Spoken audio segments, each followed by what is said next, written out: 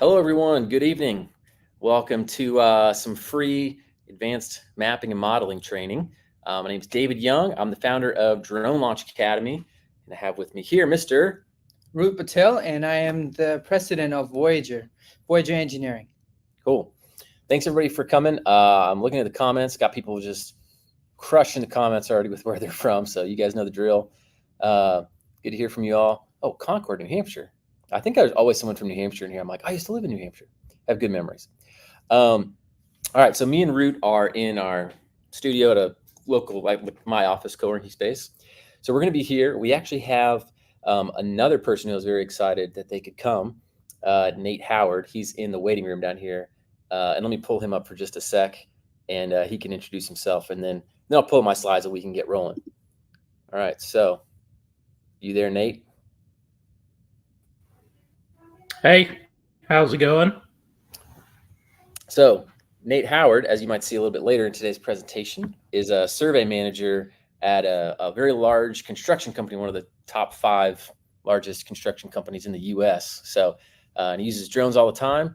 Nate, do you want to give like a real quick just background intro about yourself? You're muted, by the way. You weren't just a second ago. Oh, here we go. I can unmute you. Nope. Oh, there you Internet, always internet issues when it matters. Give yourself a little intro here. Tell everybody who you are. My name is Nate Howard. I've been doing surveying for about 23, 24 years. Currently working in Fort Worth, Texas on a $2 billion highway project. I've been doing photogrammetry, LiDAR, 3D modeling, all sorts of that stuff, and drones for off and on all throughout my career. Very heavily got into drones and aerial photography and photogrammetry and 3D mapping over the last 6 to 7 years. Cool, sweet. So tons of experience. So appreciate you coming on here and chatting with us. All right, I will go ahead and pull up our presentation here. So today, the title of the presentation was 3 keys to succeeding in advanced drone mapping and modeling.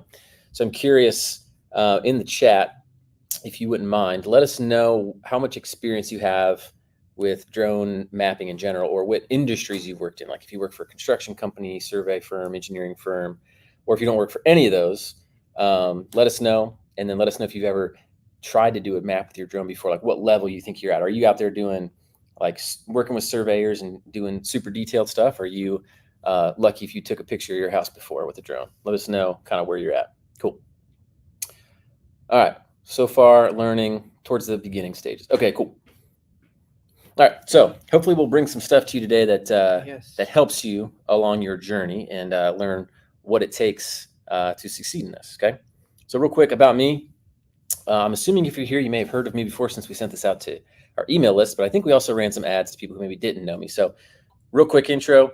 I'm the founder and CEO of a company called Drone Launch Academy. We are a commercial drone education company. So we partner with people like Root and like Nate to bring more knowledge to you to help you progress with your knowledge and experience of commercial use of drones. Everything from cinematography, that's other stuff that we do. But today we're talking about data. So stuff like roof inspections, advanced mapping and modeling. We have the mapping and modeling fundamentals course, but we're always looking to make you better with your drone. I've been in the drone industry for about 8 years. Before that, I was a forensic accountant for the FBI. Had a little career switch because earlier in my life, I got my FAA private pilot certificate and became a pilot. And then back in 2015, you had to be a pilot to fly a drone commercially. So that's kind of how I got into it then. So launched Drone Launch Academy back in 2015, 2016. We started off doing FAA test prep stuff and then branched out into other trainings and helping people with commercial drone operations. So we've trained about over 40,000 students. I don't think this number's old. I think we're probably closer to 50,000 students now in different commercial drone operations. I got my FAA Advanced Ground Instructor Certificate, and I'm a remote pilot, so I fly drones. So that's a little about me. Root, I'll give him a quick shout out, and then I'll let him introduce himself a little bit more. Sure. So Root's president and CEO of Voyager Engineering. They're an aerial analytics company, and he's done hundreds and hundreds of different drone projects, digital twins, mapping projects in 25 different states around the country. I don't know how long you've been doing that for. You started off doing utility stuff a long time ago, and Yes. Total for 8 years. yeah, so about the same as me. So 8 years, except he's been doing a lot more actual hands-on drone stuff. For 8 years in the business, but in the drone industry for 12 years. Yeah. So he's worked in utilities, done work with mining, done work for ports, different engineering, construction. There's probably more industries on here that we didn't list. He went to Columbia to do mapping for a railroad.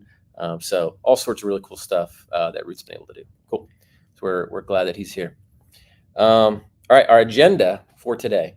So we're going to first look at the mapping market outlook. So what's it look like in the future for if you want to do mapping work?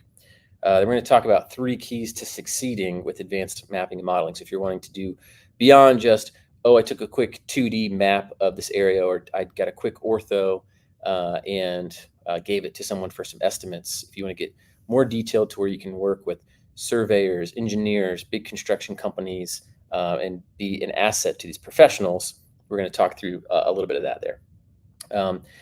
Then we have some new course stuff that we want to talk about. So we got some new instructors. We are redoing an old course that was the Drone Mapping and Modeling Pro course. This new course is going to take the place of that, and it's going to be different. Got different instructors covering different things. So I'm excited to talk about that at the end. And then we're giving away an annual subscription to Pix4D at the end for a giveaway for someone who's on the call. So there's like, I don't know, almost 300 of you here. So one of you will win that. I think those are like $600 for it's the Pix4D Cloud Basic. And they'll be here for Q&A. Me and Rut will be here for as long as you want. I don't know what, Nate probably has to go to sleep at some point, but that's the schedule, right? Sound good? All right, cool. So let's dive in. Demand for drone mapping and modeling. I'm not going to spend a ton of time here because I think if you're interested in drone mapping, you're here. So it's not like I have to sell you on it per se, but it's one of my favorite applications with a drone. When I first got into the drone industry, 7, 8 years ago, I would just think about like real estate, cinematography, pictures, video. That's kind of this, video production, sort of what you think of, or at least what I thought of when I first got to drones. But as I got more and more into the industry, started meeting more people and realizing, drones are used for a lot more than that. And they're used to collect data and make replicas of what's on the earth and buildings and so many different applications that were really, really interesting to me. And so it's no surprise that mapping jobs are becoming more and more prevalent. And I'm seeing more of them pop up just from like full-time job postings asking for, skills in these areas, different companies bringing in outsourced people for this.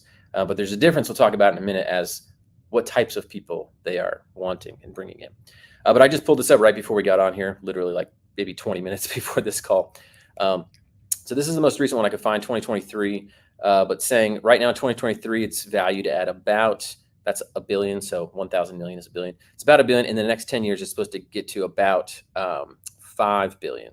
So it's supposed to about 5x in the next 20 years for the global drone mapping market. So if you're going to be a part of any industry, you want to be part of one that's doing this, not this. So if you're interested in mapping and using this in your career or in your job, it's definitely only going to increase in demand for these types of skills. So with that said, how about we dive into these 3 keys? I mean, I saw a lot of times I compare this to, if you look at the GDP of the United States, I think it's somewhere in the range of like 2 to 3% growth per year. And so I compare that to, do you want to just be in the normal, economy and market and some other types of careers or different places that aren't utilizing drones and new technology compared to anything you look at drone wise? I mean, mapping is just about the same as the rest of them. They're all somewhere between 15 and 20% projected growth, which is like way higher, obviously, than 2 to 3%. We're all mathematicians here. We can do that. So I usually like to make that comparison. Okay. So I sometimes call these 3 secrets, 3 keys. And I think the secrets thing is kind of, dumb because they're not secrets because we're about to tell you. But basically you go to people who know what they're doing, who are in the industry, and you ask them, hey, and I asked Nate this earlier today on a call. I asked Rut this earlier today. We went to lunch. I've asked other people in the industry this. What is the difference in your mind between someone who's doing just really basic stuff with drone mapping and someone who wants to do advanced things? Like people that you see succeed doing more advanced things with a drone, what kind of person are they? What kind of things are they doing? What do they have that maybe some of the others don't, and what's some advice you'd give. So we'll talk about that.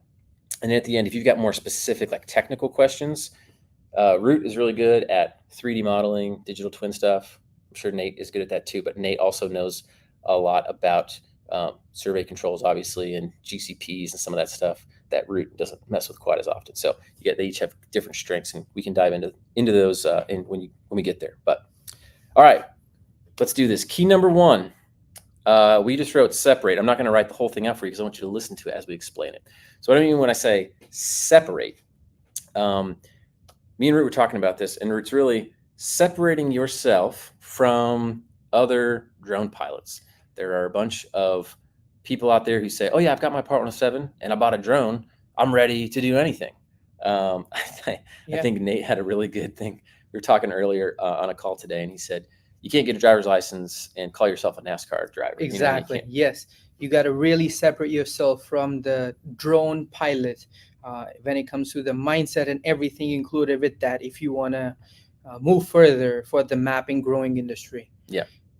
So I'll give a little blurb on this, and then I'll get more of Rut, and I want Nate's opinion too. But I think the things that I've seen just trend-wise from talking to a lot of people is you can pretty quickly tell if someone is just I got my Part 107 and I think I know what I'm doing, versus someone who actually can be an asset to you by the kind of language that they use, how they can explain things to you.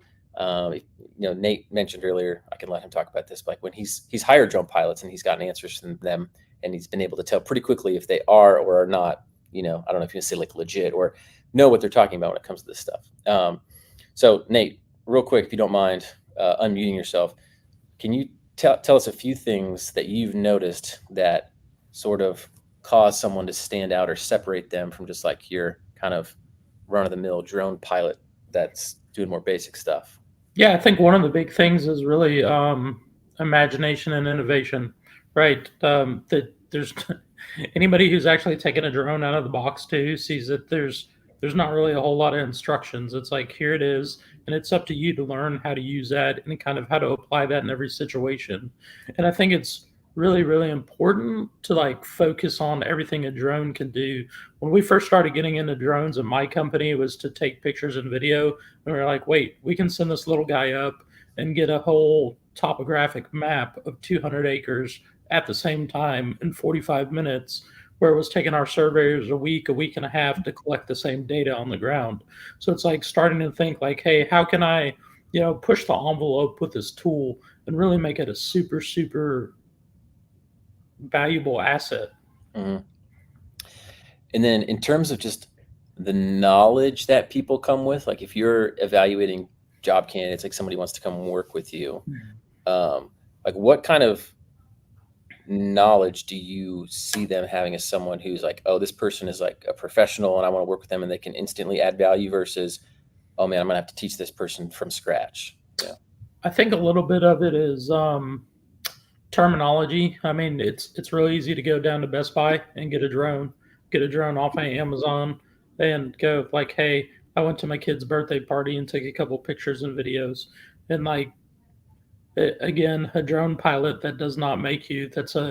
Technically, yes, but for what we're looking about to start a business, keep a business going, or make more money off the drones, right, and use that in a sort of as a commodity, you've got to know a little bit more than that. So like me personally, when we're looking at the mapping portion of it, it's talking about ground control points and how to get accurate and consistent data. I mean, because when you start looking at this, the drone aspect isn't necessarily the most important part when you start doing 3D mapping, because it's all tied to what you put on the ground. So there's a little bit of like, we were kind of talking about it earlier, is when you're a drone pilot, you have to kind of be a little bit of a surveyor, a little bit of a meteorologist. There's a lot of stuff, and a professional photographer in there too. It's kind of a mix, the whole jack of all trades to be successful in this. So when you start talking to people and they understand kind of the ISO settings on their camera when it's cloudy versus sunny and that kind of thing to get good mapping data, I think that's super important, and it's pretty easy to kind of pick out. Yeah. Rut, what about you when you're talking to different people and you're going to be able to tell, this person's going to be successful and be able to do a lot, or this person's probably going to struggle? Like, what's your... I really like what Nate says. All the technical data is very important, but also the other thing is important is what do you know about the client that you are working with for the project that you're about to do. What are the real problems? So someone who can separate themselves from being a drone pilot and getting into the mapping and problem solving industry rather than just providing a cookie cutter service is ability to understand the client's need, what this project may need. You got to have that kind of, you got to be equipped with the knowledge of equipments. You got to have the knowledge of the industry. You got to have the knowledge of the people you are dealing with, who you are dealing with, those kind of stuff. And again, what Nate mentioned, all the technical stuff is very important. So you got to really hone your skills to separate from the typical drone pilot to being an expert in particular industry. Yeah. And I think, it's just people, when you're having a conversation with someone, you can typically tell by the questions that they ask, how much they know about a given topic, right? Absolutely. So if you're walking up to a job and you're like, hey, I've got this DJI Tello. Do you think I could use this drone at your construction site? They might be like, probably not. Yes. So it's the questions that you ask and your knowledge will become apparent pretty quickly. And, also I think experience plays into it. The more experience you have, you just acquire knowledge through Yes. experience. The more knowledge you have and the experience, it just makes you seem different whenever you're talking to a client or a client's asking you for any kind of advice, like for consultation or something. It just come across completely differently, because if an amateur, they would try to be like, yeah, we can fly the drone, take pictures, this and this, but the professional would understand, like, okay, this is a client, this is a problem client is really having. Let me put together the knowledge I have into one solution, maybe taking things from mapping, taking things from inspection, taking things for photogrammetry, all of that into combining, making one solutions that may solve client's problem. Yeah. I think I was trying to think of examples earlier of something that may seem pretty simple, but has a lot more parts to it and more important information than you would imagine. Like, let's say somebody's like, I'm building a house, I really need a foundation. You're like, oh, I know I could buy a couple bags of concrete from Home Depot and mix them up. I can pour that foundation for you. You know what I mean? You might just, from the outside looking in, view it as like, oh, I'm just going to pour some concrete in some holes, and you do that and you think you've done a good job, but there's like so much that you don't know. It's like you don't know what you don't know. And so if you were to do that, someone's going to build their house on it, good chance that, I don't know, maybe a year from now, that house falls over. But if you're, let's say, like some type of structural engineer, and you're familiar with that location of the world, right? Because in Florida, we got like sinkholes, and there's probably different environmental factors you have to think of. There's probably all these calculations that have to go into it. And how are you going to make that foundation last for 30, 100, 200 years? That's a whole different skill set than somebody mixing up a bag of concrete at Home Depot. And so I think that's sort of some of the distinction, where if you saw your home builder out there just like, just digging some holes and then start just shoveling in concrete and start building a house, you'd be like, whoa, isn't there some more you're supposed to do? So just separate yourself as something, and experience is hard to gain sometimes. I know a lot of people talk about, well, how do I get experience? If I don't have these jobs or anything like that. Knowledge you can always get. You can buy books, you can watch videos. Like, there's so much out there that you can gain knowledge wise. You can learn from people. You're here on this, so this is one way to gain knowledge. So knowledge you can always get. Experience, sometimes you have to work a little harder for. But yeah, so that's one way to separate yourself. All right, next one. Number 2, I like to do these like real cryptic ones so you can explain it. All right, so I got K is greater than E or S. Now, if you were at a webinar with me and Rut, I think like 3 years ago, we used this exact same number 2, except we added 1 to it. All right, so K is greater than E means that knowledge, I'll write it here for you, and this kind of just plays into what we were talking about before, but a little bit different. Knowledge is greater than equipment. I didn't spell that right. And then or software. And what we mean by this is that a lot of people get hung up on thinking that if they have the latest and greatest piece of equipment that's going to be the key thing that really now is set, allows them to do something. Or, oh man, if I just had the new, Mavic 3 Enterprise RTK and all this stuff, like certainly those tools are great, right? And maybe they make your life easier, or you can do things, but you could have that great tool and not really know how to utilize it to what its full potential is, and you still won't be very good with it. It's just like these guys who you see these, film production courses where they give an amateur like a $30,000 video camera, and then they give a pro a cell phone, and then they have like a video creation contest.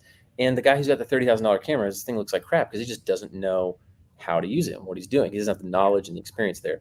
Whereas a lesser tool in the hands of someone who is really knows what they're doing and has that knowledge can still make something good. So Rut's got a really good story about this. I don't know if you remember this one about when you crashed your really expensive drone, you had to go buy a little. You want to tell that story again? Yeah, sure. Right. So Rut's going to illustrate this. So when I was starting out, we had this contract. When the Hurricane Irma came, we were flying drones for doing a lot of roof inspection, making models of the roof, checking every single shingle or tile, everything on the roof after the hurricane passed.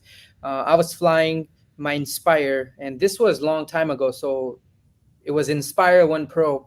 It was the best drone out there at that time. And we were flying, and I accidentally crashed into the tree. And I really tried to protect it, but it just accidentally got crashed. And I thought, at that time, I'm like, I'm not going to wait for another week or two or spend another $5,000-$6,000 on a drone to finish this job. So I just went to Best Buy the same day, bought the Mavic. That time it had just came out, the first one. I used the drone to finish the entire project and make the same amount of money. And that day I realized knowing and having the ability to how to use the knowledge of that particular equipment is greater than the equipment itself. Because when it comes like that, you always have to figure it out. Not every time it's going to go your way. A lot of times I've done the projects where I did not even own the equipment. I talked to the client. I had enough knowledge to get the contract. I hired the right person with the knowledge of using that particular equipment or software to finish the job. And I think that's what separates from being just a drone pilot and having the ability to figure out the solutions and not worried that I don't have the latest drone, so I don't have a shot in competing against this kind of clients. Start with what you have. If you don't have red, use blue. Whatever you have at your disposal, use it to get started. And then Nate, just a quick question for you. Like, if we can get more specific, right? So to do a job like you have, like survey manager, what you want to like walk us through the knowledge that's good to have to do work like you do? You want to like just do a quick overview of your process for one of your survey jobs from beginning to end, and what are the specific pieces of knowledge if people are going to go out like and look for stuff, so we can get like, this is kind of high level, but if we're going to say like, all right, specifically you need to go learn this and go learn this, and then maybe we can, obviously we can't teach an entire class on this in the next 20 minutes, but if we can give some people some nuggets of specific info that you use. I think the big thing about surveying, and this ties into drones really well for getting good, accurate information for mapping, is this is funny to me because in high school I was in remedial math. I think I was very bored at it, but like surveying is all about geometry, trigonometry, a good strong right triangle. Like, so when you're placing ground control points, you look at that kind of thing on the map and you go, do my points make good, strong triangles that kind of ladder up my job site or encompass my job site? So it's things like that you start to look at. And like, I think to be successful, it goes back to two, you have to really be good at visualization and be able to picture like what your end product is. Like I'm saying in the chat, there's a lot of questions about like, hey, what do you do with your clients and how do you know what your client wants? And that's part of it is you kind of start out with asking, what is your end goal? How are you going to use this data? What do you really need here? And then you kind of have to visualize for them, because everybody, when you start talking about drones and maps, starts picturing something in their mind, and none of us are picturing the exact same thing, right? Yes. So I think for me, one of the big deals is like when you're doing ground control and you're trying to get accurate information, the best analogy I have is think of a pile of dirt. So that's what you're trying to map. If you just throw a tarp over it, you can kind of see that there's something under there. Now, if you take a nail and you start pinning that down, and those nails represent your ground control, you can start to see what's really under that when you pin that tarp super tight down on that pile of dirt. And you can see every nook and cranny in that pile. So I think it's important to kind of keep that in mind too. And I really love your knowledge is greater than equipment or software, because there's so much equipment that does the exact same thing. Yes. Every salesman's going to tell you that their product's the best. But when you start looking into the details of it, it's the same specifications at the end of the day. Same thing with software. You can talk about the different CAD softwares to process, the different cloud softwares to process photogrammetry and all that kind of thing. And there's just, it's very overwhelming. So it's hard to say this is the best or this is the best, because it really depends on you and that knowledge. And the knowledge is created and built off of repetition. So more and more and more and more. So if you look at surveying, what I do, I really love the definition of it. They talk about surveying is a mix of art and science. So it's a lot of math, but there's a lot of stuff that's just kind of artistic about it. Same thing with engineering, is like the math is super simple because it's just fill in the blank formulas, right? But learning to apply all of this in the real world situations is where the art comes in. And I think that's super critical and super important. And that's what kind of helps separate people and make people successful. Yeah. I think a lot of people are like, well, which, like you said, which software is the best, or which one do I need, and which one's this? It's kind of like, if you can drive a Dodge pickup truck, you can probably drive a Chevy pickup truck, and you can probably also drive like a 4-door sedan. Like, they're going to be different for like different uses, but it's like, if you learn how to use Pix4D, you can probably use Propeller, and you could probably use Drone Deploy, and they're all kind of doing similar things. So once you learn the principles of these, you can really apply them to anything.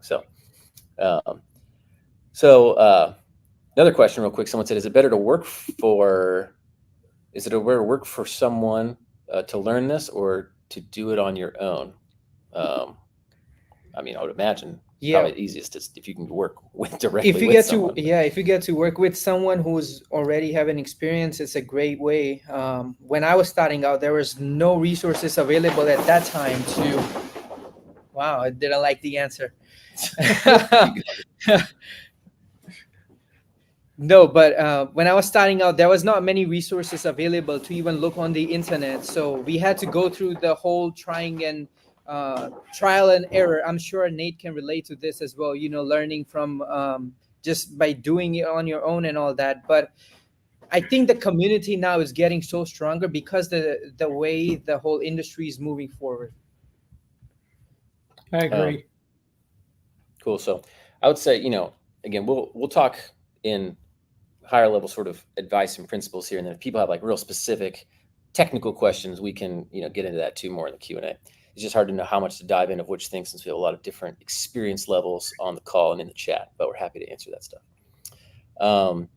Cool. Let's do a couple more questions and we'll move on to key number 3. What is the best path for someone to get into the drone industry that doesn't have experience? What skills they focus on building? I'm assuming you're talking about for this mapping, modeling kind of track. Perfect. Number one skill you should be building is equipping yourself with the knowledge. First of all, that's it.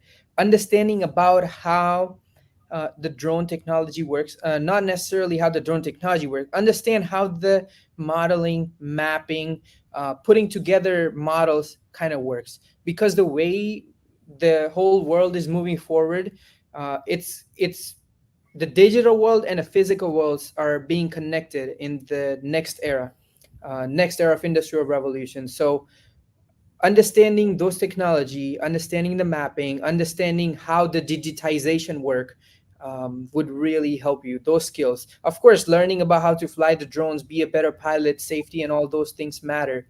But you have to, when you are going into an industry, you have to see what changes are coming to that industry, or what changes that industry is going to make for the rest of the world in the future, and prepare yourself for that. And on that, the changes that, we were talking about this earlier, if you're looking for changes that are coming, I think, and Nate, you can chime in on this too, like seems that things are just getting more and more automated, and it requires less and less of your hands-on skill as a drone pilot, right? Especially for mapping, modeling, and data. Yes. Like a lot of it is just done on the computer. You get your drone out there, and you're like turning it on and hitting one button usually, and that's your drone flying. But it all comes down to knowing what parameters to give the software, knowing that, like you were saying, be a meteorologist. Like, oh, today is cloudy, so I'm going to have to adjust my settings this way. Like, there's a lot of things that are still going to have to be make human judgments on for how, oh, we need this level of detail, so I'm going to need to fly at these altitudes. So there's things, your judgment is going to become more important than your with your thumbs. It's going to be more about understanding what people need, like you guys have been talking about. So Nate, where do you see, like, if someone's saying, all right, cool, I want to prepare my skills for the next 2 to 5 years or whatever, what specific skills for them would you be building? I think staying up to date with what's going on in the industry. So there's constantly changing rules, regulations, especially here in the States, about, I'm sure anybody that's paying attention to drones has watched the DJI ban and the Congress and the Senate go back and forth with it. So you have to kind of watch out for that kind of thing and pay attention to what's going on, what's changing in the industry. And it's tough to say focus on this for the next 5 years because things are just moving so fast, right? So your long-term 5-year goal, because of the way technology is just exploding and getting simpler, to your point, David, it's pretty automated when you start doing mapping. I mean, you can use Google Earth, create a map, and say, hey, this is the boundary I want to fly, and the drone kind of does the rest. It's just going to tell you, hey, change my battery every 45 minutes or every 20 minutes, depending on what you're using. And I apologize, David, for what I'm about to say, but Please. When you start doing drones and mapping stuff with this, because of the automation, flying the drone is not the funnest part anymore when you're doing the map, because you're out there swapping out batteries, getting these LiDAR scans and the photogrammetry.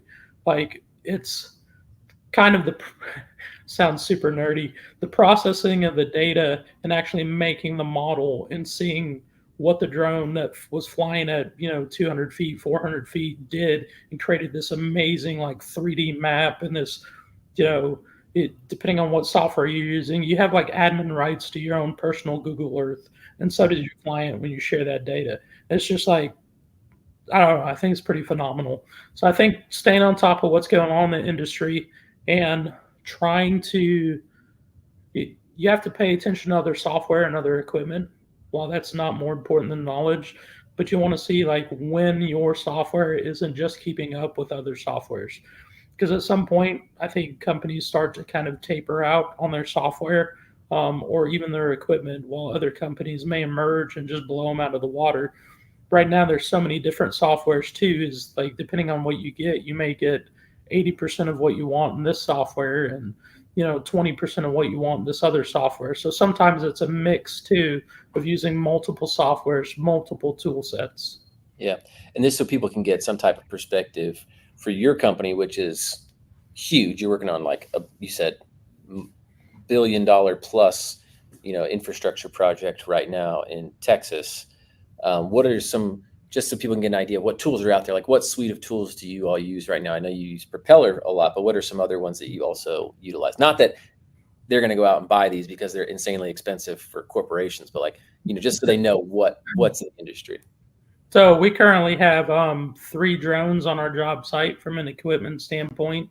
We use 3 Wingtra 1 Gen 2s. We have 3 different camera payloads for them, so we can swap them out depending on what we're doing. We use, there's a A1600 Sony camera. There's our RX12 Sony camera. And then we use typically the RGB 61. Takes more pictures faster. So it kind of decreases our flight time. We also have 2 Phantom 4s on the job site. And then we have some auto robotics drones as well. And then we have a Vantage Vesper. And that's just the hard equipment. From a software perspective, we use Propeller, which is a cloud-based drone processing mapping tool. We use a little bit of Drone Deploy, some Pix4D Can't talk tonight. Sorry about that. Almost sounded like you said pig's feet for a second. Like, Yeah. what kind of voodoo are you getting into? Yeah. We use Trimble Business Center. It's a CAD program that you can also process your own photogrammetry and flights in. We also use Bentley Context Capture. That's the other one. So just on this one job site, we're using all those tools to get the job done. Of course, this is like a 16, 17-mile infrastructure project. We're flying it once a week, processing all that data and sharing that with about 600 different people. So that's kind of what we're doing with that and why we're using so many different tools. And most of that is being captured in the field by one person spending one day out there flying the entire job site. And the rest of that is kind of the team in the background with software and double checks and quality assurance and that kind of thing. Yeah, cool. Appreciate that context. Sometimes, we tell people, just learn the software. And they're like, what software? Yeah, and when we say the knowledge is greater than the equipment or software, it doesn't mean you don't want to learn about the software, but you don't want to get caught up in the software when you are starting out and trying to be in this industry, because there's so many distraction. When you have too many options, you get too much distracted. So don't limit yourself thinking like, okay, because there's so much option, I have so much to learn. No, don't worry about that. This is where the industry going. We hope you learn all that. I can give you an example from you, Rut, right? So Yeah. you used to use Pix4D a lot. I mean, I'm sure you still use it some. Yeah. But you used Pix4D, and then you went and switched over to some other stuff, and then you started doing more digital twin stuff, and then you realized, oh, this software reality capture got really good, and so then you started using that, and really you're creating point clouds or 3D mesh or any of these things. Yes. It's the same thing you're creating. It's just how good the quality is of the software, what different, the ease of use. But what's happening fundamentally is the same. So that's what we mean when we say knowledge is more important than the equipment or software, because a drone it's going to take up like this, it's going to fly, and it's going to take pictures that overlap each other, whether you're using a Wingtra, that's a fixed wing drone going up like this and then flying straight, or you got a Mavic Air 2 or Air 2S doing the same thing, taking pictures. You're going to have an angle of the photo. You're going to make sure it needs to overlap a certain amount. It's going to get stitched together. So that's what we mean when you need to know the knowledge of what's happening behind the scenes versus, you need to know the fundamentals and the principle of that particular thing. So cool. Software will change. All right. I'm going to do one. I'm curious about this. I don't want to get too far off topic, but someone asked an RTK ground control point LiDAR, some stuff. So let's talk about this for a second, and then we'll jump to number 3. So Big Point Pickleball says, do you prefer RTK, ground, I'm assuming like ground control points, LiDAR, or some combination of them? Well, I'll jump on this one. So me personally, we use PPK. So RTK and PPK, real-time kinematic versus post-process kinematic. So what RTK means is you have to have some sort of GPS base communicating with the drone the entire flight. If you get radio signal interruption, if you get anything disrupts that talking between those two devices, essentially the drone doesn't know where it's at GPS wise, and you can't create a good map from that. Whereas PPK, post-processing kinematic, means your drone flies around taking rough GPS spots, altitude locations, and then your GPS base is just sitting there collecting data too. And at the end of all that's when you put it in the software, you combine all that and it calculates time, distance, height, and everything from a static position to that moving position. So that's the real big deal there. And it's a very good point about, I like when people start talking about ground control points, right? Because a lot of things you're going to see too, and I've talked to Propeller directly about this, is they say like, hey, it's super easy, just throw out our fancy targets, they do everything for you. If you're looking for consistency, you want permanent ground control points, right? So one of the standards we've started doing, go down to Sherman-Williams, spend $150 on some striping paint, and we paint out some permanent ground control points. We shoot them with a GPS value, and then for the life of your project, you have the same exact ground control points that you're uploading every single time. So that's a big deal too. You want consistency in that ground control points. If you put out new targets every time, the way GPS works is essentially you're in a moving vehicle, shooting out the window of the moving vehicle, trying to shoot through the window of another moving vehicle to hit a moving bullseye. right? Yes. So GPS isn't as consistent as we'd like it to be, especially with vertical and mapping. Yeah, I like that because you're collecting data from satellites, which are spinning around the Earth, and then the Earth is spinning and moving, and you're just trying to triangulate all these things. So it's yeah, Yep. cool. And then someone mentioned, do you guys use lidar on your projects or this? Yeah, in this. Yep. So typically we the way our most of our design engineering projects work is we actually outsource the original lidar. We do mobile lidar mapping and a mix of aerial lidar, and then we come in and we supplement throughout the project with flights. So we've got the lidar, also payload for the wing truck. Talking about Wingtro a lot. That's one of the reasons. That just a quick aside on that. We've got the blue approved versions, which means DoD is okay with us flying on any other projects.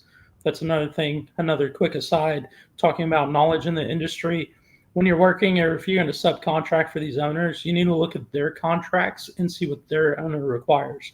So some DOTs, some private owners don't want Chinese manufactured, Exactly. aka DJI drones. So you have to get a special kind of drone, which I think right now the list in the US is the 14 drones, 13, 14 drones last time I checked. So you have to look for and not all of those do mapping, right? So you have to kind of pay attention to that too. But we do LiDAR as well. We do thermal also on our solar farms. So we do a little bit of everything.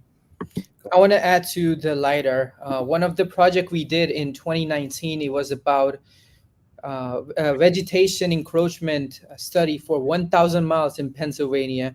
What happens there is these power lines were running parallel to the road on the mountains, and the trees on the slope of the mountain, the tree grows. So whenever there is a blizzard or snowfall, the weight of the snow touches the power lines and creates the outage and creates a lot of problem. So the utility, the electric company, hired us to use a lidar so we can penetrate. Using the lidar technology, we can penetrate and see where the trees are, the branches are, and where the power lines are going, and what area will be affected next and the most, so they can prevent those kind of things from happening before it happens. So stuff like this is used for preventative work. A lot of time it helps.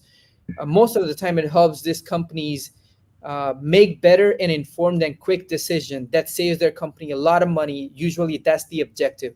They don't want to just get that kind of data to have it. There is a real objective why they want to do it.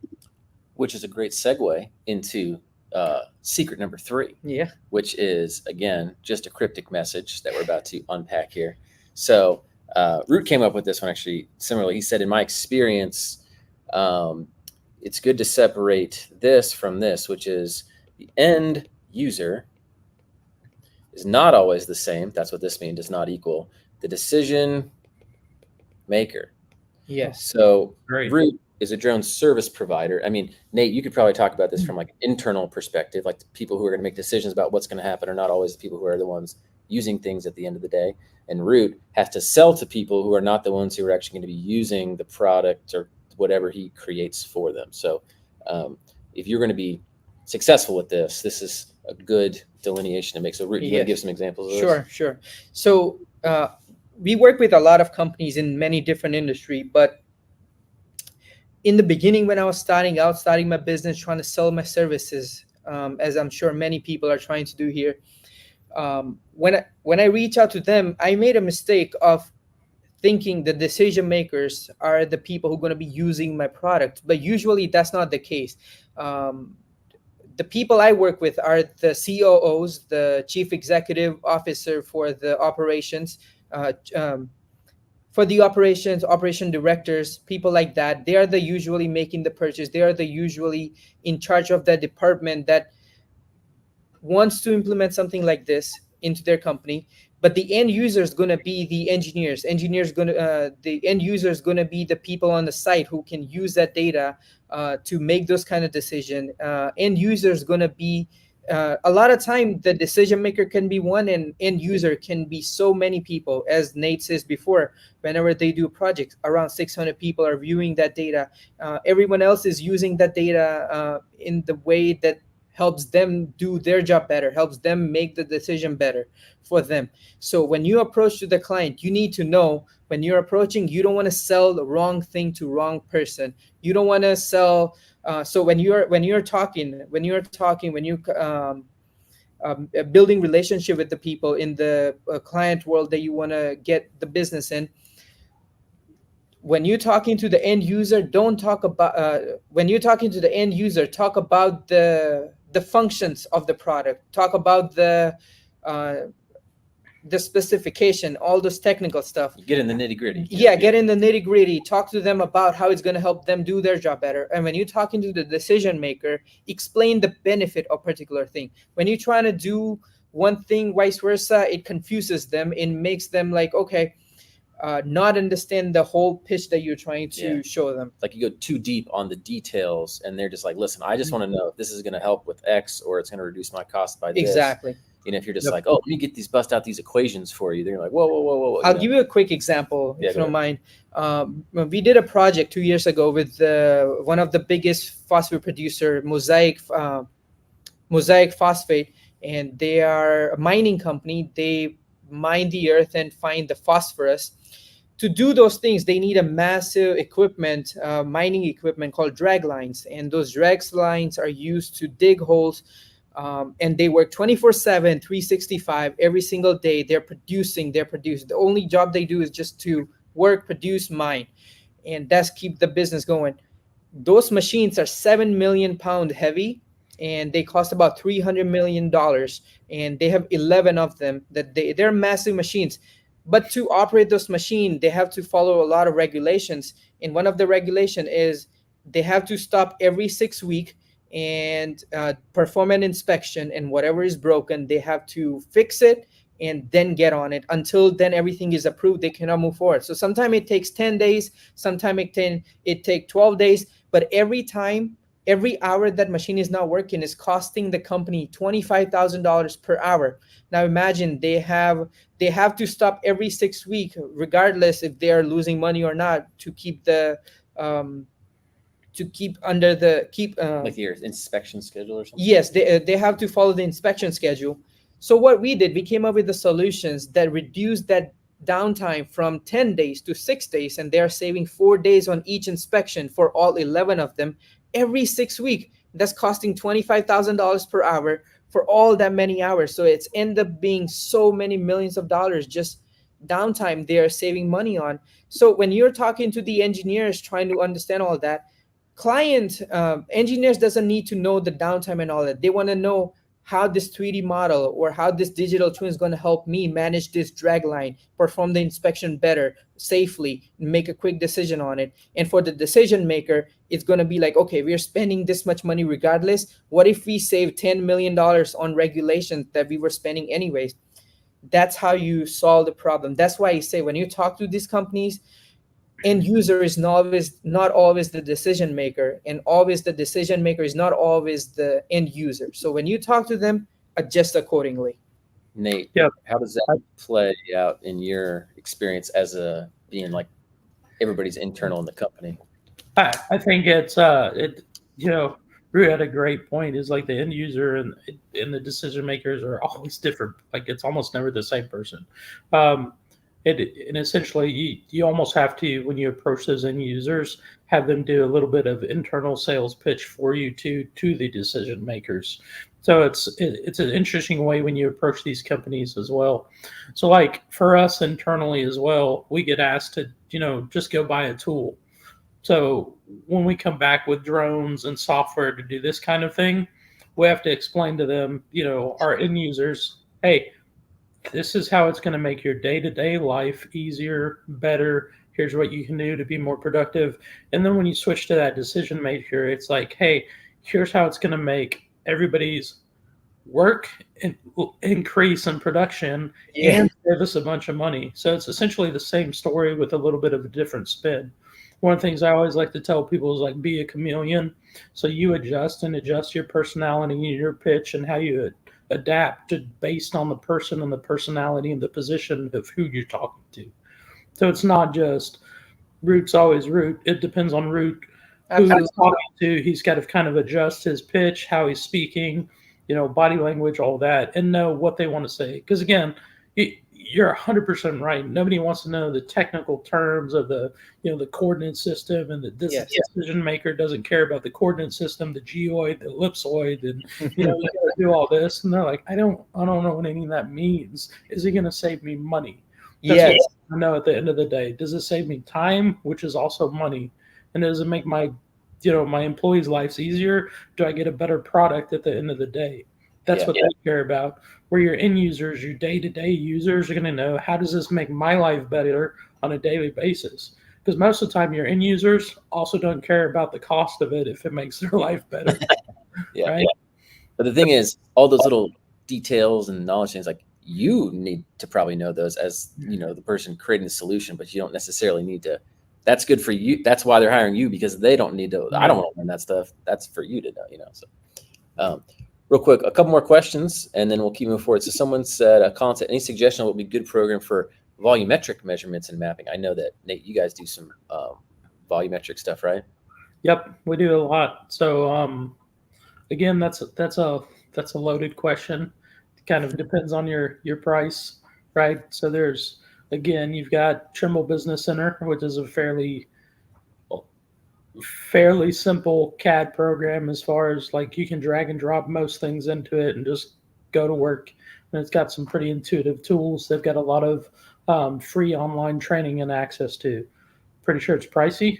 I think it's about 27 to 30 grand for like one license for it, depending on all the add-on modules and whatever you get. Yeah.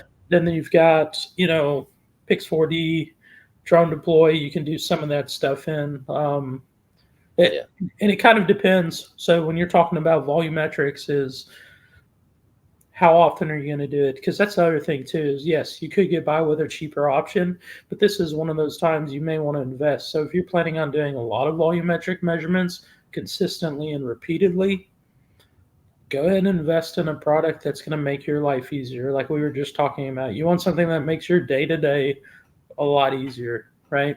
So, and then again, depending on the software you're using, you may need something to process before you ever get to the volumetric. So there's programs that do a little bit of both.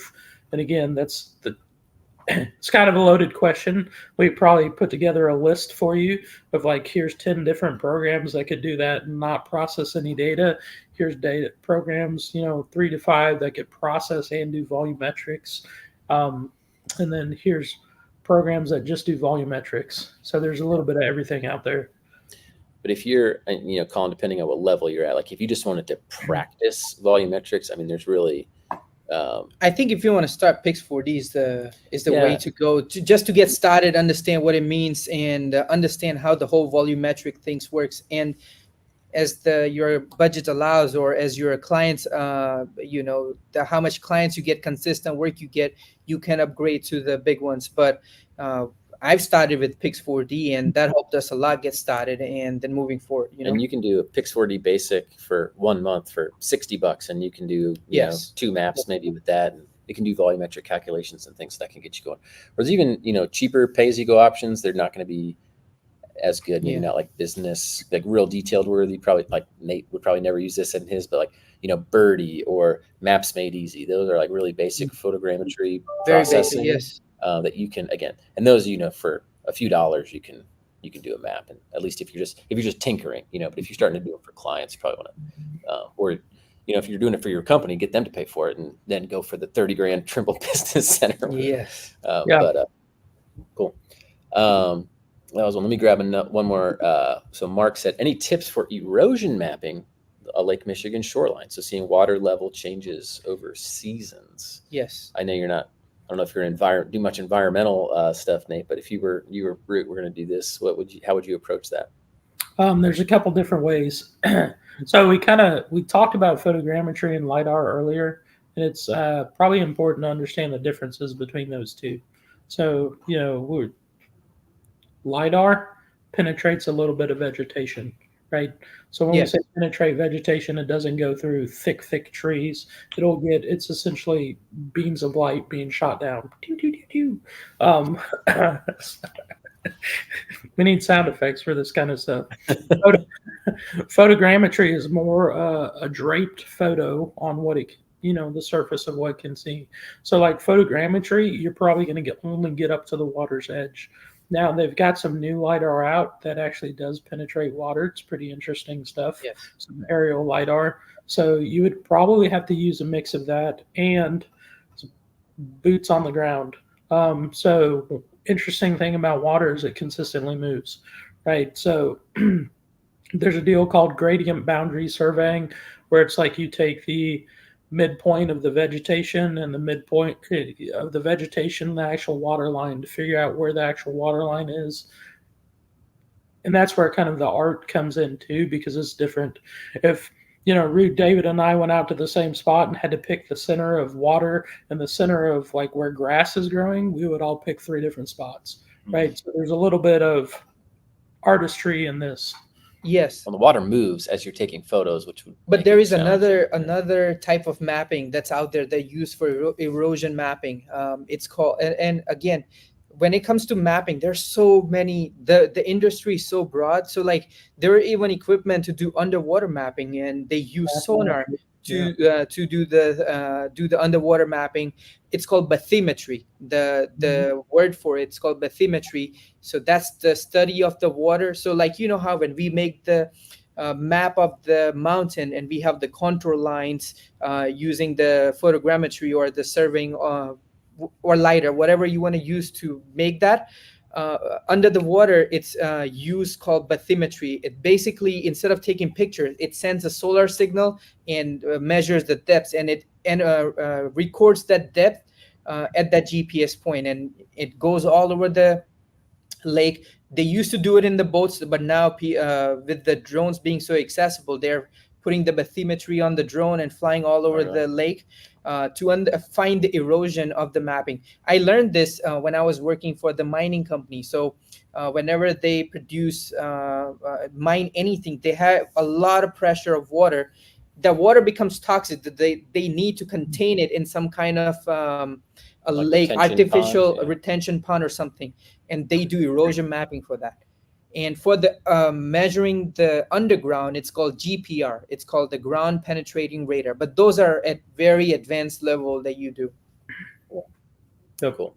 And I'm a beneficiary of bathymetry because I recently got a boat with like the net, because I'm close to Tampa Bay. Yes. So I've realized there's a lot of sandbars also around Tampa Bay. So there's a little navigation system can tell you all the depths of the water in all these different areas. So when you see these boats running along and they just come to a dead stop because they hit a sandbar, I'm swinging around all those things because I've got the bathymetry data there that's pretty publicly available, which is pretty nice. So a use case that I never thought I would experience. Cool. Well, we'll get to, if you guys have more questions here, throw them in the chat, but I'm going to bring our presentation back up here. And I wanted to tell you guys before it gets too late. So we are, I don't know how many of you have ever taken our like mapping fundamentals course where we teach sort of the basics of photogrammetry, but over the years, we've gotten a lot more interest in questions about going beyond that. They're like, cool, yeah, I know how to make a map. I know photogrammetry. I'm trying to get more detailed. I want to work with surveyors, engineers. I want to work, doing more complex jobs and projects. How do I get into that? Where do I go to learn that? And as I've looked around, there wasn't really a lot of good resources out there for this. There's a couple YouTube videos on like geodesy, which is basically the study of, the actual Earth and the shape of the Earth and how do you measure a point on the Earth? Because you might not think about it, but like latitude and longitude, there has to be some sort of universal agreement on where this specific coordinate on the Earth is. Like I might pin it here, but then you come up with your calculations, you pin it over there. Like who agrees on where that latitude and longitude thing is, right? So you start with that understanding. So there's some videos out there on that. Maybe there's some videos on, you can set up this type of GCP or this one, but this guy does it a different way. Or what about this? And it's just not really a good sole place of information. So we've gotten asked for a lot over the years. So I want to tell you about, we had previously had a course called Drone Map. We had Drone Mapping and Modeling Fundamentals. That course is still there. Over 1,000 people have been in that. And it's, does a good job of giving you the basics of photogrammetry and learning about mapping.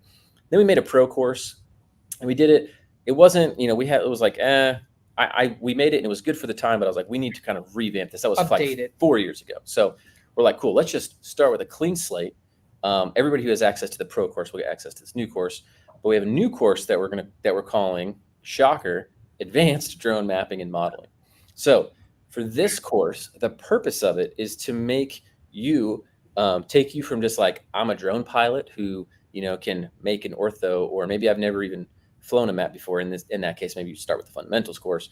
But if you know how to do just a basic map and you understand sort of 2D photogrammetry, how do you get from there to being able to like get hired by Nate? You know what I mean? Or like speak intelligent. I'm not saying that Nate's going to hire anybody specifically. I'm not putting you on the spot, but like, that type of thing where you have that level where you can work intelligently with a surveyor or work intelligently on a big construction project, and you can come and you can be an asset to those individuals versus coming in there and making yourself look like a total newbie and not really know what you're doing. Okay, so with that, I somehow got really, really good instructors to agree to work with me on this project.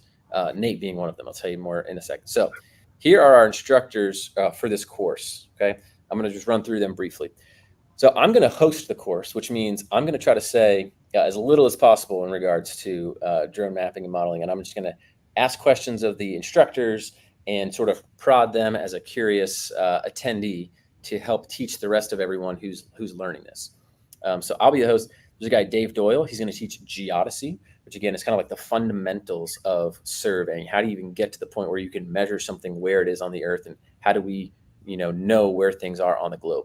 Then Chris Breedlove, he's teaching about GNSS and GPS and equipment selection. Nate Howard, which is Nate, he's a certified survey technician. Rut Patel, this other guy called Ted Strazamiri. So real quick, this is Dave Doyle, maybe the best haircut out of all instructors, second to Nate's beard here. But Dave agreed to teach. So he was the chief geodetic surveyor at National Geodetic Survey. If you don't know what that is, they're the ones who basically create the latitude and longitude system for the United States and figure out the datums and where things are, if you know that. So they are the ones who do all the mathematical calculations and help come up with this data that every other surveyor in the United States uses. So he was the chief geodetic surveyor when he retired. Now he teaches. He was the former president of the American Association of Geodetic Survey. He helps come up with the United States National Spatial Reference System. So super, super qualified guy. He's going to teach on the first part. Then I got Chris Breedlove, who is a certified geographic information systems professional. He used to work for a company that did tree surveys and figured all that out. And now he works with surveyors and gets them the right equipment, consults with them on what kind of GNSS receivers they need, what kind of drones they need, what kind of equipment selection. So he's going to teach on some of that. We got our man Nate Howard here. I grabbed this from our Zoom call this afternoon, Nate. If you don't mind me plugging that in there. But Nate works for like top 10. I think you guys remember 3 or 4 last year and then this year. And he's survey manager for them. He's a certified survey technician. He's got over 20 years doing, like you said, I think he's at 24 years doing construction surveying, CAD stuff, civil survey. So as you guys can tell, Nate's super qualified and has a lot of experience in this area. Rut Patel, who you've been hearing from, you already saw this thing. He's done a lot of on digital twins. He's mapped out our entire city for they hired him for a contract where they made a digital twin of the whole city to do city planning. Pretty cool. Then this guy, Ted Strazamiri. If you guys are on LinkedIn, you might see him. He's got like a ton of, for the drone world, that's a lot of followers on LinkedIn. So he does really cool stuff. Anytime there's like a new drone out there, like a Wingtra or like Skydio X10 comes out, or they all send him this stuff to review. Every software platform, they're always like, oh, review our stuff. He does a lot of things, digital twins, 3D modeling. So he's going to teach a section as well. And so here is the schedule overview. Okay. So here the week breaks down. This is our current sort of setup. So August 8th is when we're going to start. This is going to be Dave. We're going to do geodesy, and I'll talk about that more in a second. Week 3, we're going to go into all about GPS, GNSS, base stations, rovers, ground control points, all that fun stuff. And then we're going to do 3 projects. So Nate's going to walk us through their workflow on how they do a construction survey. And then Rut's going to walk us through how he does a 3D modeling for those dragline inspections he mentioned earlier. And then Ted's going to walk through how he does digital twins of buildings for after they've been built and constructed for inspection purposes. So here's some quick details. So week 1, this is a lot of stuff Nate was talking about: ellipsoid, geoid, geodetic control. So this is knowing how the even coordinate systems were created and how you're going to use them. Because if you get on a project, you're going to need to know, hey, which type of coordinate system are we using? Using a state plane coordinate system, WGS 83, I don't know, all these different things. Like, Nate, real quick, how do you have any insights into coordinate systems and how that plays into your actual projects that you're working on? Yeah. So typically Department of Transportation jobs are state plane coordinate systems. So like in Texas, there's 4 different coordinate systems depending on what part you are in. This is super, super important information to know. So there's like grid versus ground, which is like the earth is flat versus taking into effect the curvature of the earth. So when you do that, or if you don't do that, you can have a shift in your project, like some of our, on the current project that I'm on, you can shift the photo versus your CAD file about 350 feet to the east and 700 something foot to the north. If you If you're don't using have the right, wrong, yeah. So like it's massive, massive issues. Which of those ones really, I like those ones better because you can see it glaringly. But there are some cases where using the wrong coordinate system or the wrong information, you're only 6 or 7 feet off, which is tough to pick out from an aerial sometimes. So, like, it's super, super important to get this right because this is like the building block of everything that the drone's going to do and the mapping's going to do afterwards. So, if you don't get the coordinate system part right, it's tough to fix afterwards. Yeah, yeah. And like I said, if you hand that over to someone else and it's got the wrong coordinate system, they're going to put it in and it's going to look all off. It's very important stuff. So that's week 1, and then we dive in even more in week 2. So this gets a little bit. I told Dave, let's keep it not super mathy as much as possible. I'm like, we're dealing with some people who are, these aren't licensed surveyors, so let's keep it.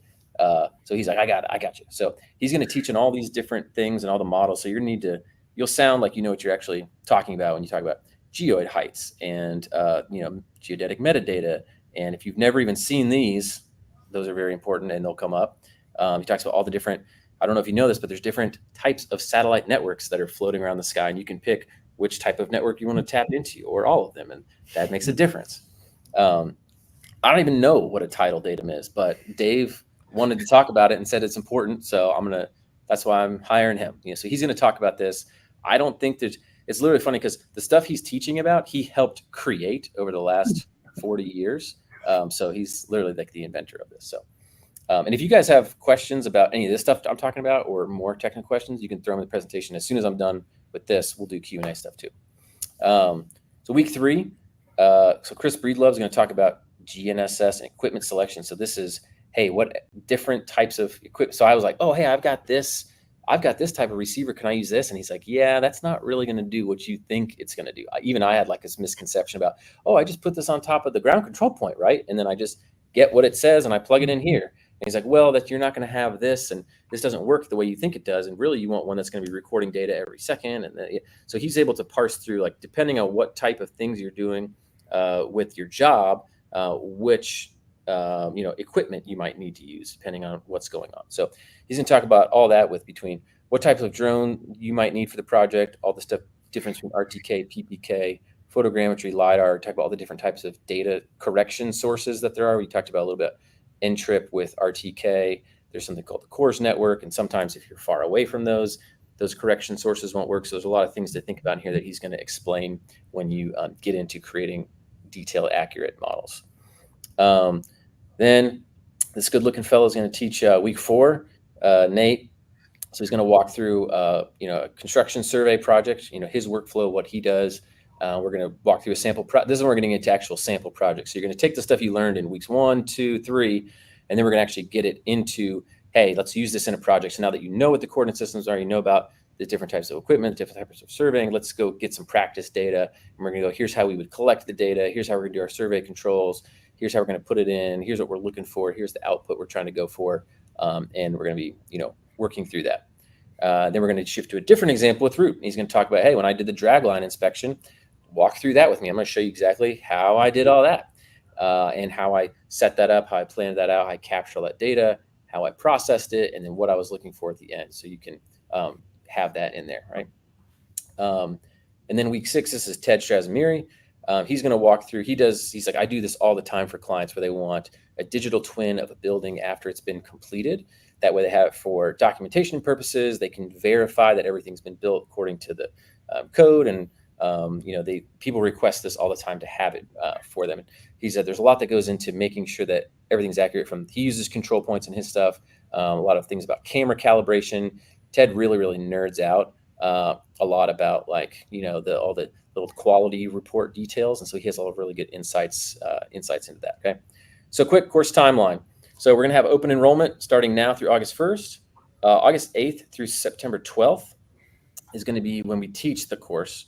And this is going to be the beta course, right, for this advanced mapping and modeling. So you are going to learn from these people live. We're going to be on Zoom calls together. You can talk to them, add comments, have Q&A from all these instructors.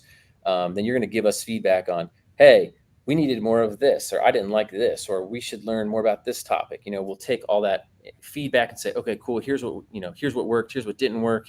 Here's what the final course should look like. And then either I'm going to fly these people into me, or I'll fly out to them, and we'll bring our nice video gear and all that fun stuff. And we'll film sort of the finished version of the course with, some graphics and workbooks, and turn it into a little bit more of a streamlined, what you'd expect when you buy an online course and you're going to go through it. Everything will be broken up into little bite-sized chunks. And then we'll produce it over October, in the month of October, and we'll re-release the nice version in November. So that's sort of the progression. All the people who enroll here will have access to the final nice version. Okay. All right. So real quick, if you want to get in that, I'll tell you the price. It's going to be expensive. Our normal mapping and modeling fundamentals course is $400, and we sometimes run deals on those, like $100 or $200 off on that one. But since this one is for people who are wanting to do really advanced things, it's going to be pretty expensive because we got a lot of different, very qualified instructors. So if you're just starting off, I would just start with the fundamentals course and go enroll in that. But this is for people who are willing to invest and want to do this seriously. Okay, so if this is not for you, no hard feelings. I'm not going to say that, oh, since you don't want to do this, you're out. So when we release it in November, the full price of it is going to be $12.99. Okay. Now, a lot of the equipment that people use, you can say, Trimble Business Center was $30,000 for their company. So everything in this world gets kind of expensive. Even Chris was saying, oh, if you want this really good GNSS receiver, this one's a great price. It's only $3,000. And so just everything when you get in this world is just pretty pricey. So if you're moving into this, just the prices for everything are higher, the jobs pay more and all this stuff, right? So if you want to be a part of the beta live course cohort, we're going to do 75 people. That's where we'll cap it out at. We might not get 75, which is fine. But we're going to do it for $5.99. And you'll still have access to everything. Or if you want to split it up, you can do whatever that is, $2.99 or whatever. You can split it up over 2 months. Okay. 2 months. All right. And if you want to get that, all right, the course link you can go to real quick, I'll just put it up here, is mappingdeal.com. That'll take you to the page where you can sign up. This will take you to the one for the one-time payment option. If you want to split up over 2 months, you can choose the code ground control, all one word. And that'll work for either the one-time or the split it up option. But if you use that, it should give you that discount. So basically, this will be open until Thursday night is the plan at midnight, or at Thursday night midnight, 12 a.m.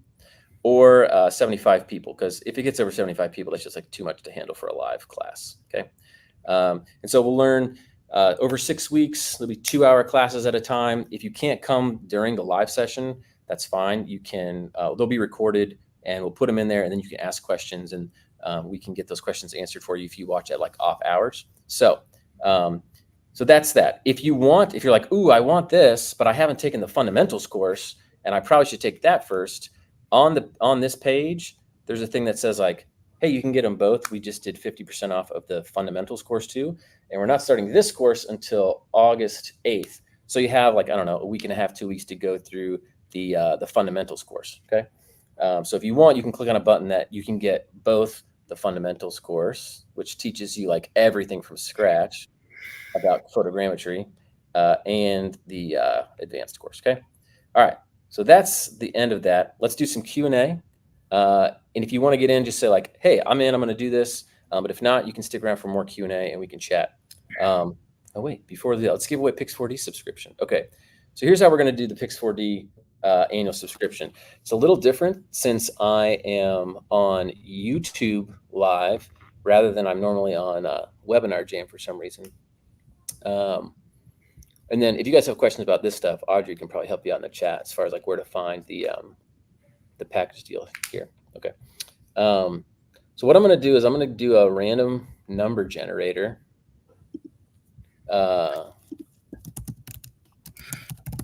Between 1 and 15. Okay. I'm going to share my screen.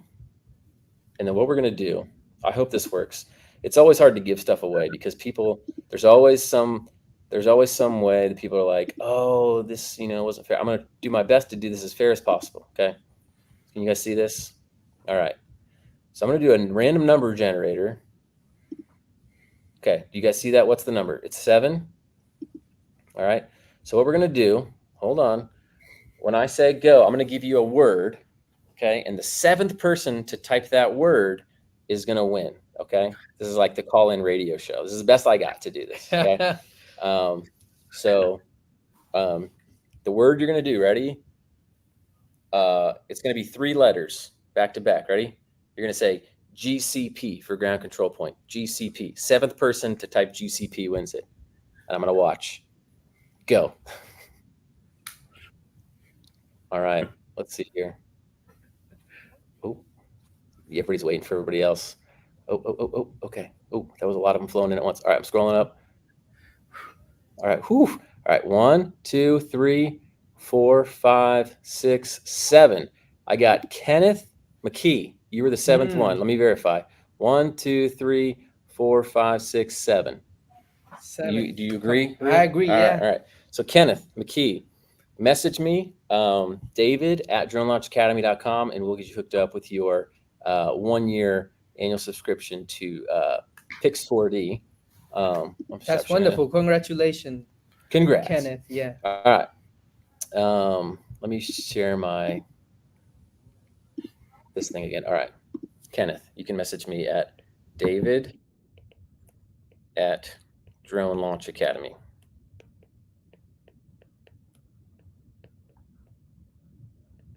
.com. All right, cool. All right. With that said, let's get into some Q&A. Everybody's still saying GCP. All right. Kenneth says, can you? Kenneth, it's on the screen right here. Let me know if you can see that. All right. Now, question time. Hit us with your questions. The random number generator has a built-in mathematical flaw. All right. All right. Questions you got about drone mapping and modeling? Let's hit it. Yeah, and if you want the question directed to me, type in my name in it. So here we go. I fly the Mavic 3 Enterprise. Can you talk about the new geometric route? I personally have not put my hands on that one yet. Yeah, I'm not very familiar with geometric route either, but from the sounds of it, looks like it follows geometric route. So, for example, if you're flying in an altitude, it maintains the altitude even if there is a change in the terrain. I'm not exactly sure, but that's very technical. I have to look for it. Yep. Real quick. See, I told you, you can never give anything away without people like getting upset here. All right. Number 1, I counted on my screen 1, 2, 3, 4, 5, 6, 7 in order. Root can verify. Yes. That Kenneth was the one who was 7th on my screen. So I'm not sure what was shown on your screen, but that was on my screen. Also see some complaints that he wrote GSP instead of GCP. His finger may have slipped. I don't actually look. I could go back all the way up and see what he wrote, but we already said it was Kenneth, and I'm not going to fault him for his finger hitting the S instead of a C. So, listen, Kenneth's got it. Let's just congratulate Kenneth and not be salty that we're not the ones who won the software. All right. Does anybody have any other questions about mapping? Let's see here. Here we go. Best way to deliver large files like map, video, pics. Dropbox is wonderful. If your client have a secure drive, always ask for that, because a lot of time clients, they have their own secure file sharing system for their cybersecurity purposes.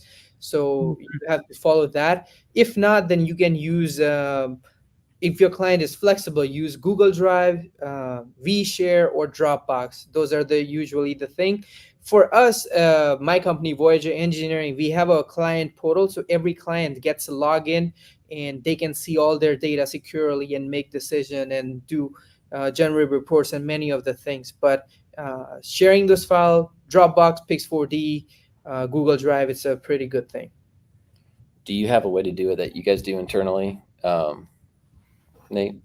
Yeah, so we use Dropbox, Google Drives, and then Microsoft OneDrive for a Yes. lot of things. So, Okay. pretty much an e-file sharing deal. But to Root's point, find out about the security of your client and how they want that. Because we've also had some people, some owners, where we actually have to get a physical hard drive, put the data Yeah. on that, and give that to them. When we were inspecting the critical infrastructure in California, all the data was very secure. So it has to be in the hard drive. And the crazy thing is, we were 1 day delay. We were 1 day on a delay because of the fire was happening in the area. The company, the clients, send in their people in the private jet to meet us at the airport so they can take the hard drives with them. That's how much data was important to them. So um, it depending all what clients want, how fast they want, and you give it to them. Cool. Another one says, in today's market, thermal or mapping? He says it has the level 1 thermographer certificate. I think thermal can be applied in mapping. Thermal is a great tool. It's not something that you compare either or. Those are both skills that are required to solve many problems in many industries. But when you learn how to, so for example, if you're already a thermographer, have a certificate level 1, you can use that knowledge and you can also learn about the mapping. Now you can learn how you can make thermal maps that can be used for many things. And I know one of our friend Jeff Carrillo, he works on those things, and he used thermal data and mapping to create the thermal models. Nate, what do you view as more a better skill to have, thermal or mapping? I think it kind of depends. So I mean, there's some specific use cases for both of those. I think overall there's probably a broader need for mapping, but that also means there's probably a better value for getting thermal clients. So Yes. solar farms, they need thermal mapping all the time to check out the heat of the actual glass panels, right? So there's a we've used thermal mapping also for highway construction for asphalt, heat of the asphalt. Canada, they measure the temperatures of the road to predict where cracks are going to happen when freezes come and that kind of thing, where thermal comes into play. So they both play together very well. I think thermal, you're probably going to find more of a niche clientele for that have Yes, very, industrial clients. yep, they're going to have very specific needs for thermal mapping. Where your general clientele is going to want just mapping in general. I Okay. agree with Nate. Yeah. Yes. Carrie's got a question. How do you share your digital model with client? I think Carrie is actually Carrie came to one of our events in person last year, so I've met Carrie. Yes. You're an architect, right, Carrie? Well, if you're going to comment, I'm not going to be able to see it, but I know that's what you do, architecture. I share the data. I share the data with on our portal that we created. But before I started that, I always ask them. So before we get the contract, they sign the contract. It's everything is cleared exactly what they will be getting at the end of the work, and what are the deliverables, and if they're going to be getting like a full inspection, or they just going to be getting just the link or just a 3D model. So for example, do they want like a FBX file, or they want the OBJ file, or whatever the file they're requiring? They will tell you. If not, then you can give it to them. Share it on any sharing app. If you have the means and the ability to create the portal on your own website for the clients, it's a little bit more secure. Do it that way. But I think most clients won't have a problem you sharing them with the Dropbox or anything because they are usually safe. Yeah. And Nate, I mean, you just give everybody access to the propeller uh, project, or how do you do it? Yeah, so typically we share the propeller access. It's kind of again, it's cloud processing and a cloud mapping. Had you can do your volumetrics measurements on there. So I like to, I do like working with propeller, but I always tell people it's like a dumbed down version of CAD. Like it's great. I shouldn't say dumbed down. It's simplified for when you are, again, this kind of goes back to the end user and the decision makers. A lot of decision makers are using propeller. They don't have CAD skills, they don't have modeling skills, they don't have skills like that, but they can navigate Google Earth, and those tools are just as simple in propeller as Google Earth. So it's a very, very easy, very narrow learning curve for those guys to get through. But it again, it also depends on, like Root was saying, what do they want? Do they want the, Trimble requires a TTM file. Do they want the point cloud, the LAS file, .las or .laz? What kind of, do they want the picture with the sister files, the JPEGs with the world files? Do they want a GeoTIFF? So like there's all sorts of different things. So it kind of depends on but I always tell people I really dislike the word model, especially when you start to get into the construction industry, because model means, that one word means different things to everybody you say it to. Yes. Right? So is it a 2D model, a 3D model, a BIM model? You talk about what it's like.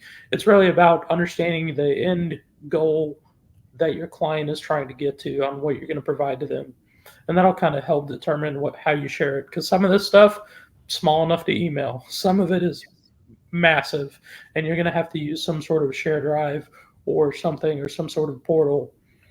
Yeah, you can get like multiple gigs easily per file for some of Yeah. these GeoTIFF The projects. goal should be to make it easier for your client to access that data and interpret that data. No matter how you share it, make sure it's easy for them, whether you share it on Google Drive, Dropbox, or your own server, whatever it is. Make sure it's easily accessible to them. Make it easy for your client. Somebody was asking, some people are asking for the dates again. Let me see if I can go back up here to these. There we go. All right, sorry, I'm trying to scroll down to some of these new questions. Let me go back up. So let's carry. I used to work for my state's Department of Wildlife and Parks. Talked to some biologists trying to brainstorm some different mapping that would be beneficial to them. Any tips? I know people use mapping. This may not be as much in construction, but people use mapping for like wildlife counts. Yes. And different. I think Jeff was hired to do. And actually, I know Jeff and another guy in our, we have like a drone community. Michael Lilly was hired to do like wildlife counts. So literally, he'll just fly over with his and just do like a regular ortho, and he'll just count them by hand. There's like a bunch of bison, and I know Jeff. They wanted to track like migration of different animals, and so he used thermal mapping to map them out. You could see them easily, and then he did the same thing in certain areas at intervals, and they could see how the different packs, animals migrated to different places over time. I had a opportunity to work with the city of Lakeland wetlands. So when they finished building the 7 wetlands, we made the ortho mosaic. So if there were any changes about to happen, they can track and document when it was built and everything. So documentation purpose, record keeping is one of the good thing. If it's in a hilly area, or if it's in a rainforest, or if there's too much rain or anything, or they have, for example, places like in Florida where a lot of sinkhole happens, what we do is fly drones over and over, trying to measure that elevation and see if there's any changes in elevation happen during the time. And if it does happen, you can kind of prevent those sudden problems or disaster from happening. So talk to them. I think that would be a good idea to keeping for record keeping, kind of creating like a digital time machine for that particular park, so they can go back in time and see like, okay, the condition of the entire park was this on this day. Now it's this. go back to the data in the middle of the data, trying to figure out, pinpoint where when everything went wrong, where we see a lot of progress in these trees. When did that happen? How did that happen? So you can kind of get those kind of data, make those kind of decision, using that kind of stuff. I think that's a great thing you're doing. Keep brainstorming, and if you come up with any ideas, share with us. We would love to learn from that. I think that's a great use case for thermal too. Yeah, So thermal mapping in there, you can actually tell the health of vegetation, trees, and that kind of thing, and see where there's diseases and issues with the vegetation and the exactly. forest. So there's, I mean, let your again, you go back to imagination, let it run wild, because there's all sorts of stuff that we haven't even touched on here that you could probably do there. Absolutely. Yeah. Yeah. And this is not necessarily wildlife and parks, but I know we had a guy on our Drone to 1K podcast, and he was an environmental engineer, and he would use drones, photogrammetry, and map out, and they would do post after, like, there have been wildfires and stuff. They would go do maps to see how it's affected different, like, water runoffs, and they were able to assess different, like, if it was safe for crews to enter back in based on, I don't know what they were looking at because I'm not an environmental engineer, but they were looking at a lot for different soil erosion patterns and things like that. So I'm not sure if they might get into that. This is a good one, and I don't know how, maybe Root, since you do more independent, like, or you're getting clients more, and I don't know if how Sure. they think about pricing stuff internally, but pricing structures for mapping or utility projects. This is always a touchy subject when it comes to, there is no like a fixed formula that I use, or I think anyone in industry, they have a fixed formula. I'm sure many people do, but all the projects are different and they all have different needs. How I set up my price is, I want to go back to the example I gave in the beginning for the dragline project, right? We were saving them millions and millions of dollars, close to almost $80 million a year in the saving. We wanted a very small part of that from doing that. So maybe keeping it on the percentage of the money you save them. Maybe I'll take the 3% or 1% from the downtime money we save you. It pays for it many times.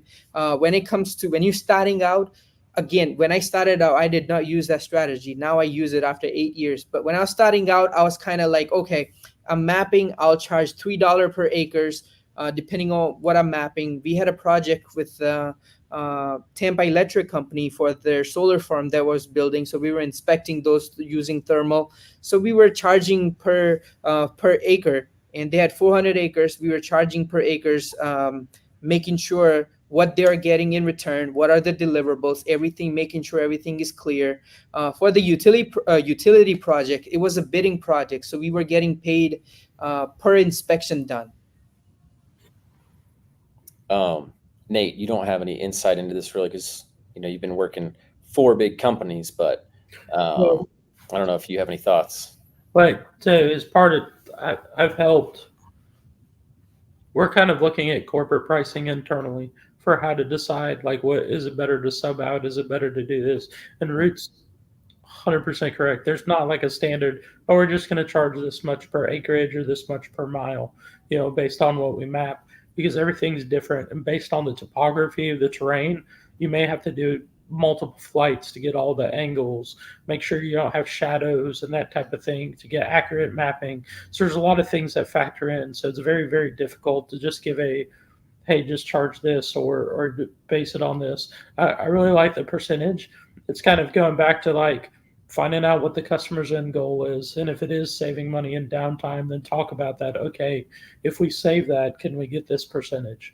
Because I think you kind of box yourself in and set yourself up for a little Exactly. failure. If you When say, when you have a fixed price, put yourself in a box, as you don't want to be in that position. yeah, because we tend to do that sometimes and go, hey, we're going to charge you $400 an hour for this. And you go out and a job you thought was going to take 2 hours because the stuff outside of your control takes 10. And then you lost money on that deal, right? So, Yeah. Cool. Good question. Is a Mavic 3 Enterprise RTK module good for mapping? My experience, yes, that's a very commonly used one. It didn't sound like you all use that for your stuff, but I know. Have you used that? I know a lot of people. I mean, I know. So Ted Strasimir one of the guys in Yeah. here, that's what he uses. I think it's a great drone for mapping. Yeah. I know a lot of people that RTK, do yeah. use that. So, and just because it has an RTK model doesn't mean you always have to use RTK. I'm curious because, again, I don't have as much experience with this. Can you fly with RTK, but then also have like PPK corrections stored that you could switch over to if you didn't want to use the RTK or like lost connection with it? Or do you have to kind of pick one or the other at the beginning? Yeah, so you can do both depending on the drone and the way it's set up, right?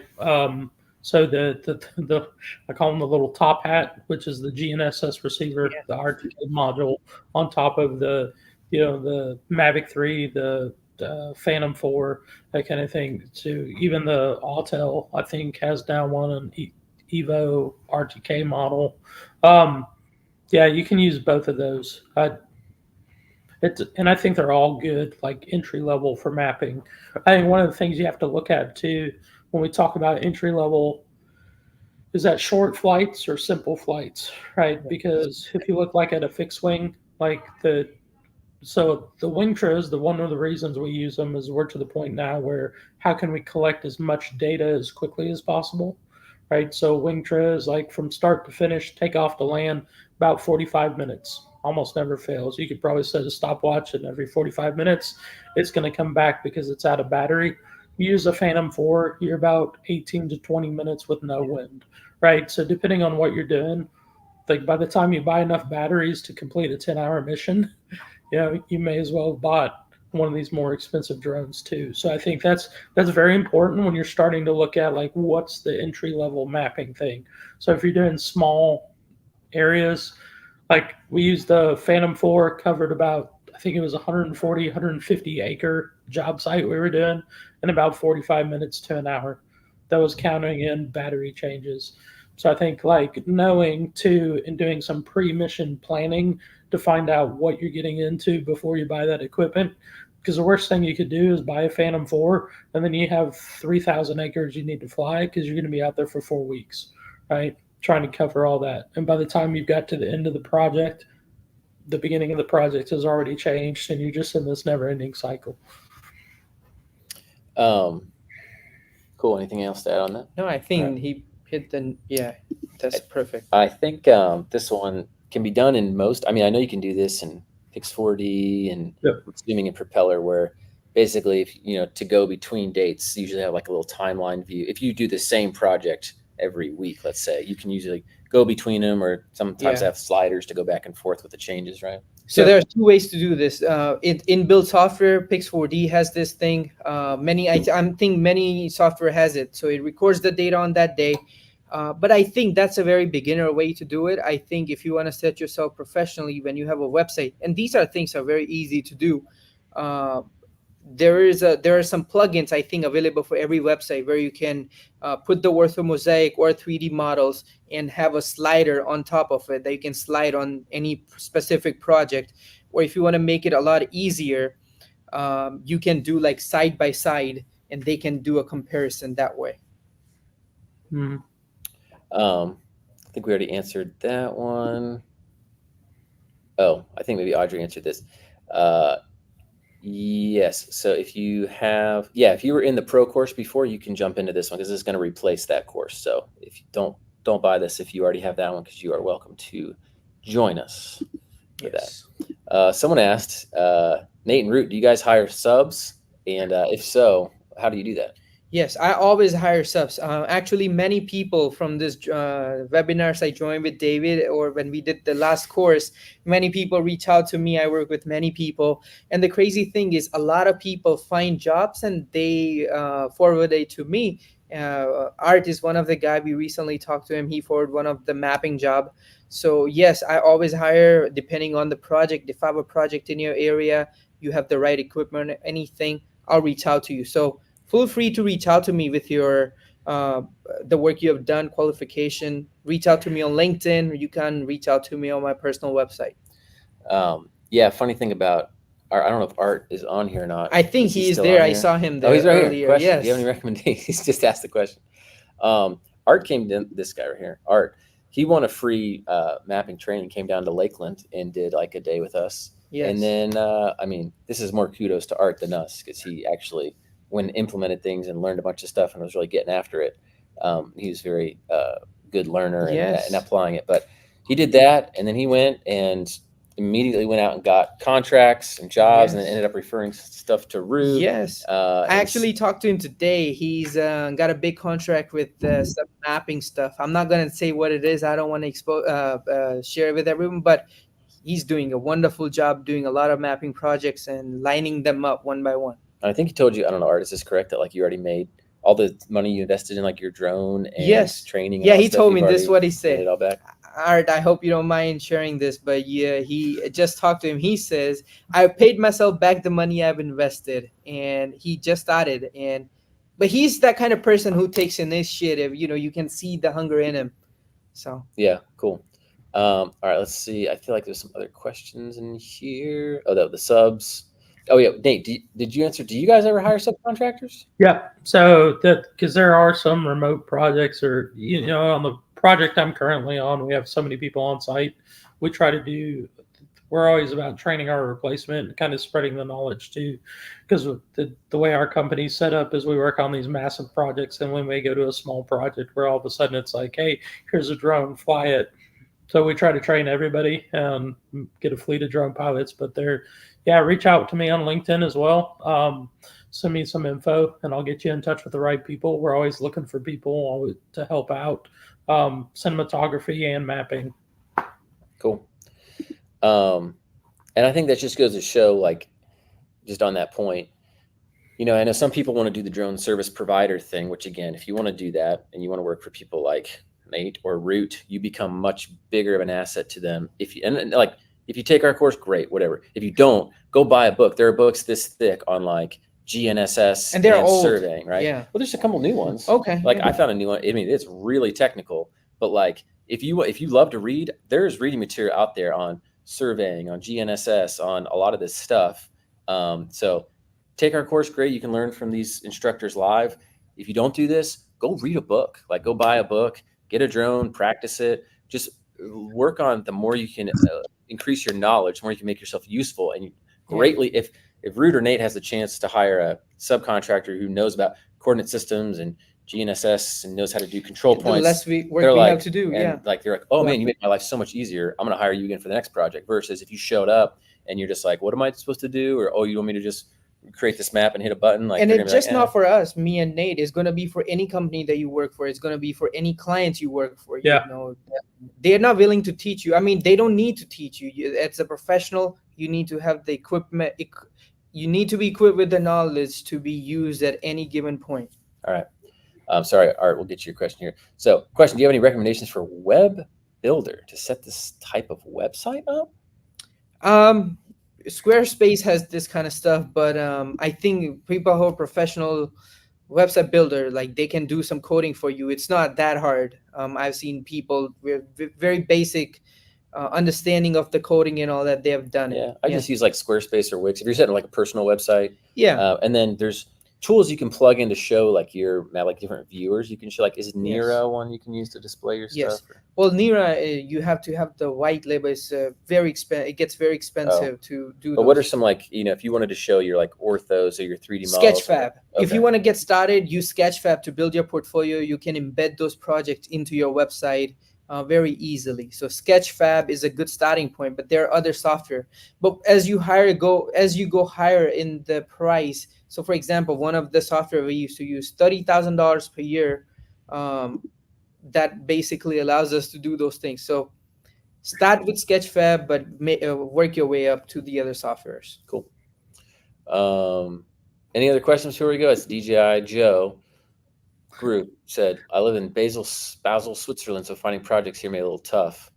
I mean, I imagine they're building stuff in Switzerland just like they build stuff here. So I don't know the regulations in Switzerland or what might make that more difficult, but maybe elaborate as to why, and maybe Rut or Nate could give you some advice. Yeah, reach out to us. If you need anything, feel free to reach out to me. I'll be very happy to help.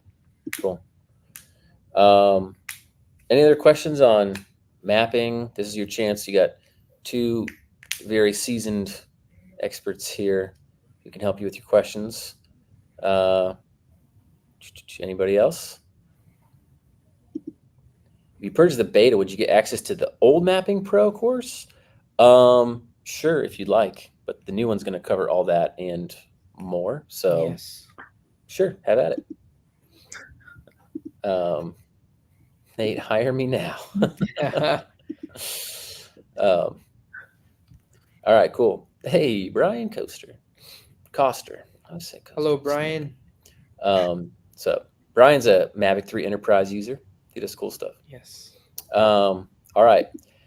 Sweet. Well, I think that's wrapping it up. Thank you so much, Nate, for coming on. Nate just volunteered to come on this afternoon. He's like, "Oh, you're doing this tonight? Yeah, I'll come on there, pop on." We spent, hour 45 minutes with us, so I appreciate it, Nate, taking your time. Yeah, no problem. I appreciate it. This was fun, guys. Yeah. Yes. And thanks, Rut. Thanks everyone for jumping in here. And if you have any questions, feel free to hit us up. But we will see you all on the next one. Nice to meet you all. Have a great night. Adios. Take care. Good luck with everyone. Everything.